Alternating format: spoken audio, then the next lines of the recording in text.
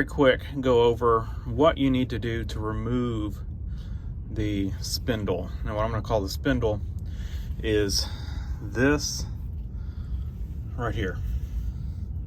That's our spindle. Well,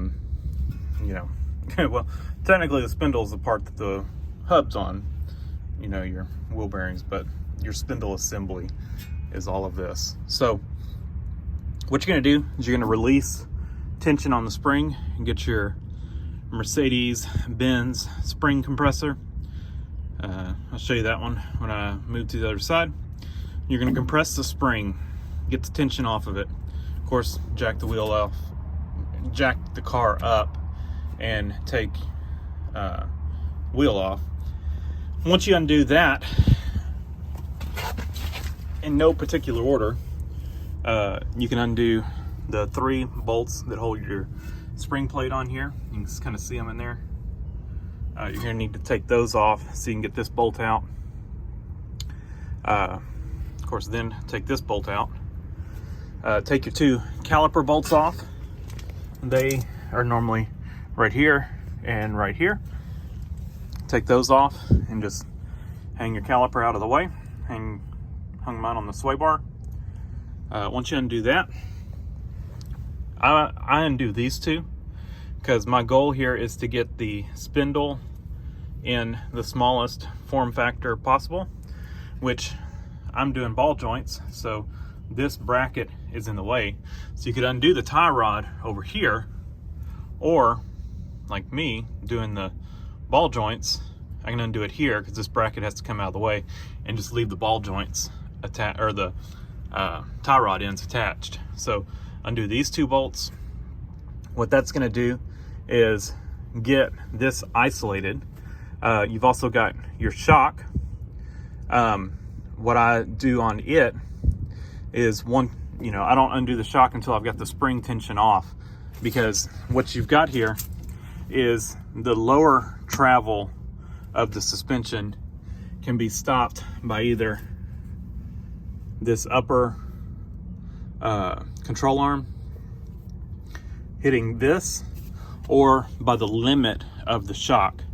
Now in my case, the shock was the limiting factor. So if you start trying to undo the shock, it's going to have the spring tension on it. It's going to make that top nut harder to get off.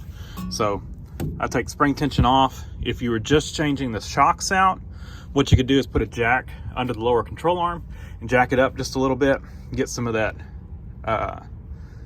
to compress the shock a little bit, compress the spring a little bit, so your lower limit is not the shock itself. So just a little trick there if you're just doing the shocks. You're gonna have to undo the shock. You can actually leave the upper attached if you want, if you're just trying to get this off, but you are gonna have to undo the lower. Now, if you're only doing the ball joints or something like that, you technically wouldn't have to undo this bolt or this plate or the shock itself. But in my case, I'm doing the lower control arm bushings as well.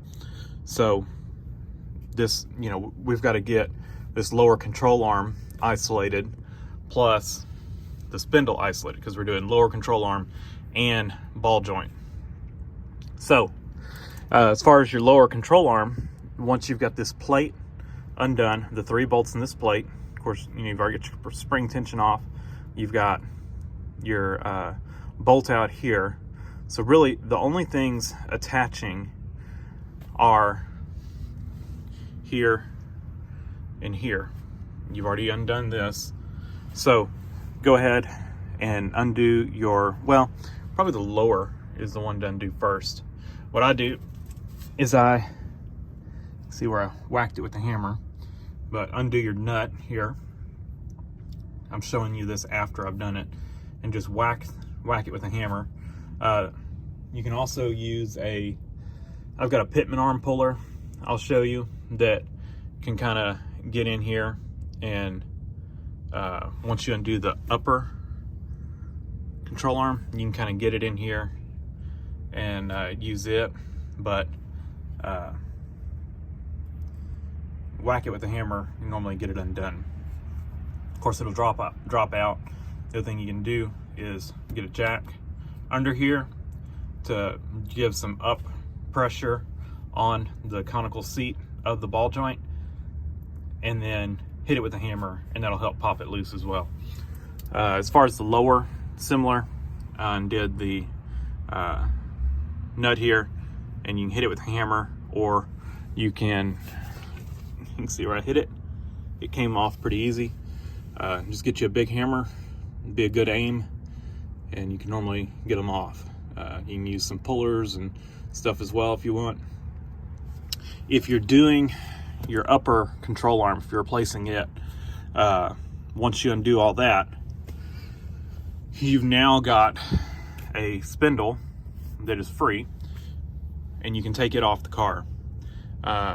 It's your choice if you want to undo the hub here.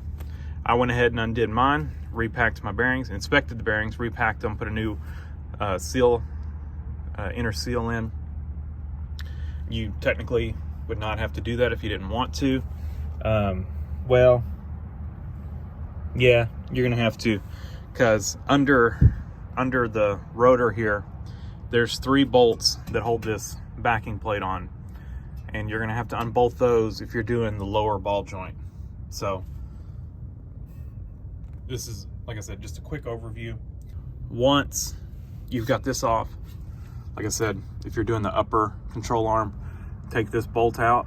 There's these 2 rubber washers, rubber whatever. Those will come out, or this one will come out, and then there's a bolt up top to undo, and I'll show you that one in just a minute, to undo the upper control arm from the unibody, and then you can get that one out. I went ahead and chose to replace it. My bushings up there were shot.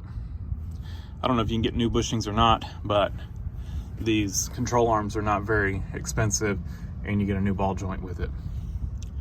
So as far as the lower control arm, you know, at this point you've got this all isolated. You know, there should not be anything attached to your lower control arm at this point. You've got a bolt here. You can't turn the bolt end. It rotates the washers. So undo the nut. You can just hold the bolt, and yeah, the washer on this end of it and the washer on this end are keyed to the bolt. So if you're trying to turn the bolt, it's going to be trying to move the whole control arm. So hold the bolt head and then undo the nut. I think it's 24 millimeter for those. So undo the nut. Once that's undone, you can pull your lower control arm out. Now, I've done the bushings before with the control arm in the car, and I've done it out of the car. It's by far easier out of the car. And I've used the W123 bushings. I've also used the W126 bushings. I like the W126 bushings better. It's an upgrade. To me, they're actually easier to install. So let me go up top. I'll show you the bolt for the upper control arm. So in here, here's your bolt for your upper control arm. There's the other side of it, right in there. Just undo the nut, push that bolt out, and you can get that upper control arm out. Now on the passenger side, it's kind of under the air cleaner. You can see the bolt head down in there, kind of right in the middle of your screen. And then the nut is right in there. You can see it. So it may be beneficial when you're doing this side to go ahead and just take the air cleaner assembly off, give you a little more room to work. You can see I've kind of got this side partially disassembled.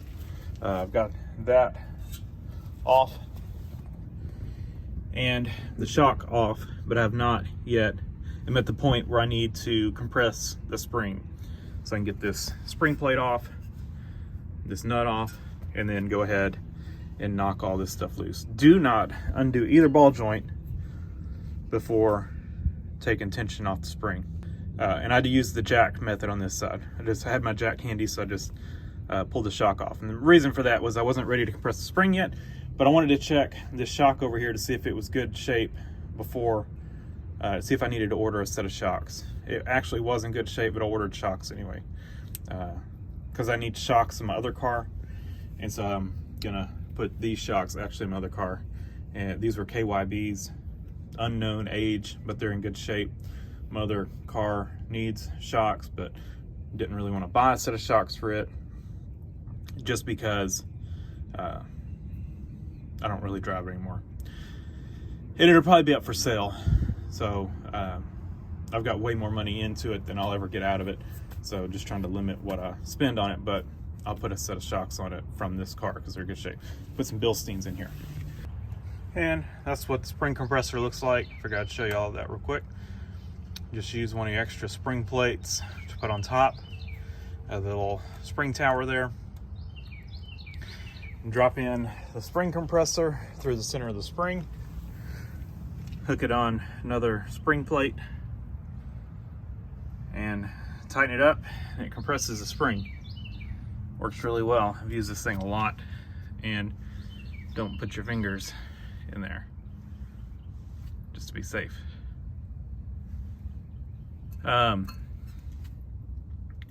So there's those 3 bolts to get that spring plate off, and then you can get this bolt off once that plate is off.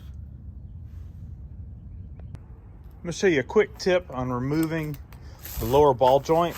Normally on these things, what I do, hit them with a hammer and break the conical seat, but it normally works better if you've got pressure on it and no pressure on it. So show you what works really well for this. I've got a Pitman arm puller. It's a good quality one. I think it's a Proto. I'll put a link in the description. But what I do with this thing is it works really well once you got the upper ball joint off, and we've got this spindle pretty much free except for this. Leave your nut partially tightened so you don't drop the spindle on the floor.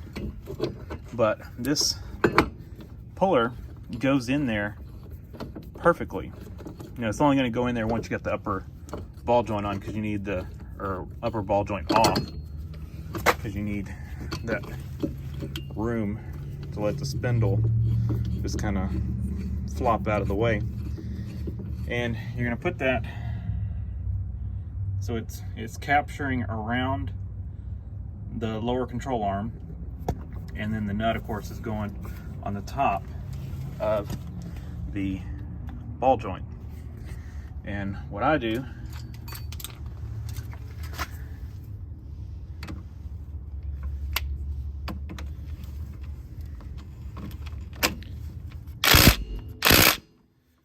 put it in automatic, or take it out of automatic mode.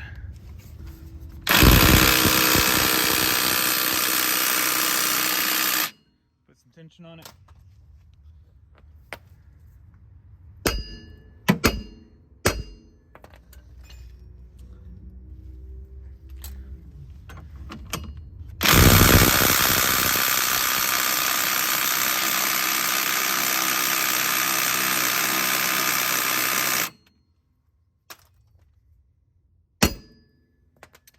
Done. That's my little 3/8 impact. And then you can take, undo your nut here. Let's see if I can touch this thing.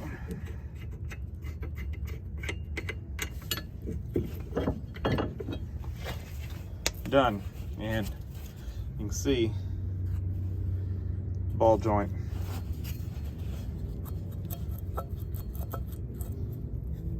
Pretty floppy.